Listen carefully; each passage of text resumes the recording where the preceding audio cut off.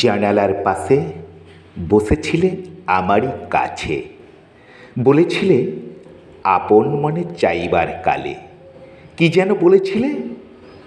বলেছিলে জানা পথ ভোলা, অজানাকে জানা, অচেনাকে চেনা, চেনা জানা পথ সত্যিই খোলা।